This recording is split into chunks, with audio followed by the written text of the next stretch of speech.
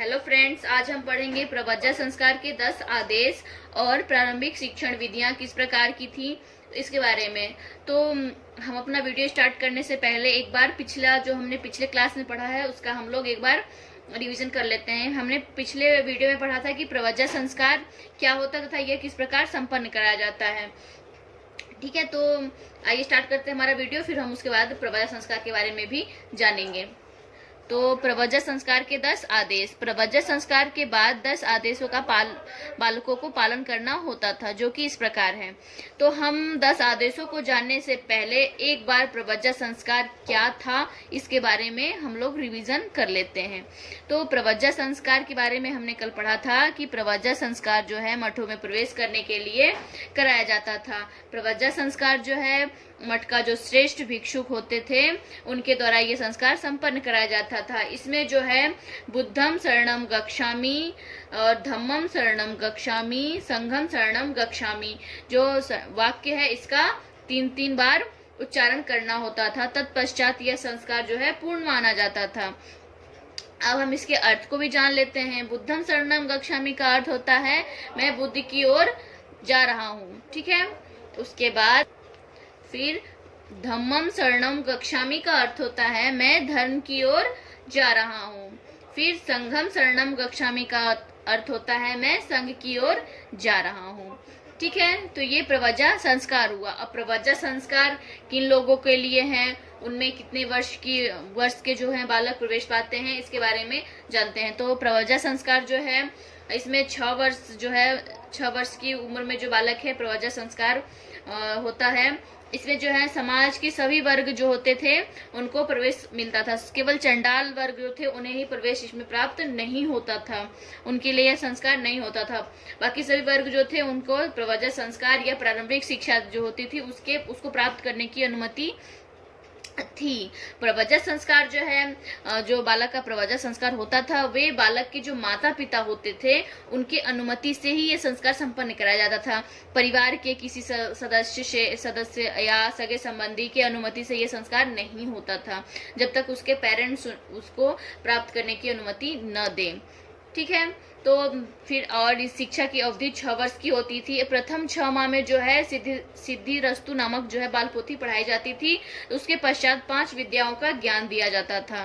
ठीक है, तो ये हो गया हमारा प्रव्रजा संस्कार। प्रव्रजा संस्कार के बाद जो बालक है उसको श्रामणेर कहा जाता था। ठीक है, उसके बाद जो इसमें 5 विद्याओं की शिक्षा दी जाती थी वो भी विद्या हम जान लेते हैं। शब्द विद्या, तर्क विद्या, चिकित्सा विद्या, अध्यात्म विद्या और शिल्प कला विद्या। ठीक है, इसका जो है कि शिक्षा प्राप्त किया जाता था। और जैसा जानते प्रव्रजा संस्कार में जो भिक्षुक होते थे, श्रामणेर होते थे, वे हर गांव जाके या उन्हें हर जगह जाना होता था तो उनकी भाषा एक नहीं होती थी क्योंकि हर जगह की अलग अलग भाषाएं होती थी। तो उन्हें हर तरह की भाषा सीखने का अवसर मिलता था। तो उनकी जो भाषा थी वे जनसाधारण की भाषा थी। ठीक है, और इसमें धर्म की शिक्षा भी दी जाती थी और धर्म के अतिरिक्त भी अन्य क्षेत्रों में शिक्षाएं दी जाती थी। तो ये हो गया हमारा प्रव्रजा संस्कार, हमने उसके बारे में जान लिया। तो प्रव्रजा संस्कार में मठों में प्रवेश पाते हैं तो कुछ आदेश होते हैं जिनका सभी को पालन करना होता है। वैदिक शिक्षा में भी ऐसा ही था। वैदिक शिक्षा के बारे में हमने जब पढ़ा था तो वैदिक शिक्षा जो है उसमें भी गुरुकुल में प्रवेश पाता है तो उसे जो है उसमें भी कुछ नियम को पालन करना होता है। उसी प्रकार प्रव्रजा संस्कार में भी कुछ आदेश हैं जिनका कठोरता से पालन करना होता था। तो आइए स्टार्ट करते हैं हमारा क्या क्या आदेश था। पहला हमारा है जीव हत्या न करना। जो भी श्रामणेर होता था उन्हें जीव हत्या करने का अधिकार नहीं था या उनके लिए यह बहुत ही अनुचित माना जाता था। दूसरा, चोरी न करना। उन्हें कितनी भी आवश्यकता हो, कुछ भी हो, लेकिन वे चोरी नहीं कर सकते हैं, ये दूसरा था। तीसरा है हमारा अशुद्धता न करना। ठीक, फिर चौथा हमारा है असत्य न बोलना। उन्हें कैसी भी परिस्थिति हो, कितना भी उनको मतलब उनके जीवन में कितनी भी कठिनाइयां हो, लेकिन वे असत्य नहीं बोलते थे। ठीक, या नहीं बोलना था उन्हें। फिर पांचवा है हमारा मादक पदार्थों का सेवन न करना। जो श्रामणेर होते थे उन्हें मादक जो भी नशा की जो भी पदार्थ होती थी, शराब, गांजा, भांग या जो भी नशीले पदार्थ होते थे उनका सेवन उन्हें नहीं करना था। ठीक, फिर है छठवां, वर्ज्य समय पर भोजन न करना। ठीक, वर्ज्य समय कहने का तात्पर्य जो शाम का समय होता है, ऐसा माना जाता है जो शाम का समय होता है, सूर्यास्त का समय, उस समय पे भोजन करना वर्जित माना जाता था।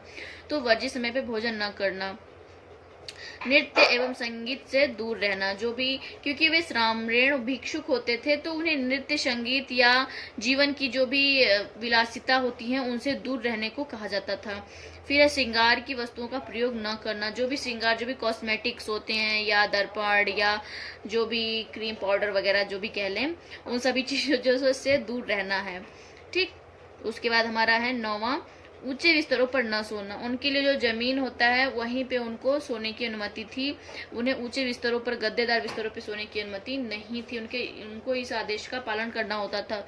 फिर सोना चांदी का दान न लेना, जो सोना चांदी होता था उन्हें दान में, सोना चांदी हीरा मोती दान में लेने की अनुमति नहीं थी। तो ये हमारे 10 आदेश थे जिनका प्रवज्जा संस्कार के बाद 10 आदेशों का पालन करना होता था।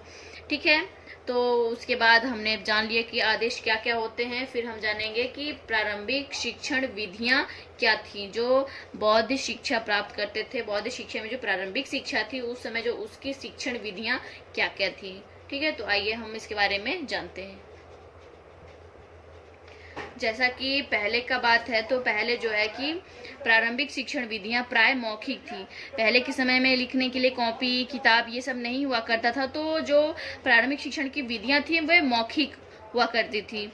फिर है जो शिक्षक होते थे वे बालक को लकड़ी के तख्ते पे वर्णमाला के अक्षरों को लिखकर उनका उच्चारण कराता था और बालक उनका अनुकरण करता था।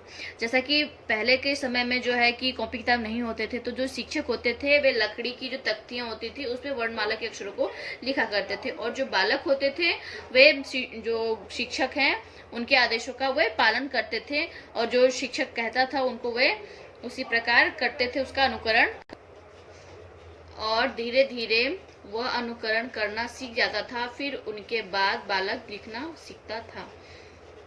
तो जैसा कि हमने जाना है कि प्रारंभिक शिक्षण विधियों में कॉपी किताब नहीं करता था, लकड़ी के तख्तियों पे वर्णमाला लिखते थे और उनका उच्चारण करता था, और बालक जो है शिक्षक के बातों का अनुकरण करते थे और धीरे धीरे इन्हें सीख जाते थे। फिर सीखने के बाद बालक जो है इनको लिखना सीखते थे। तो ये हो गई हमारी प्रारंभिक शिक्षण विधि।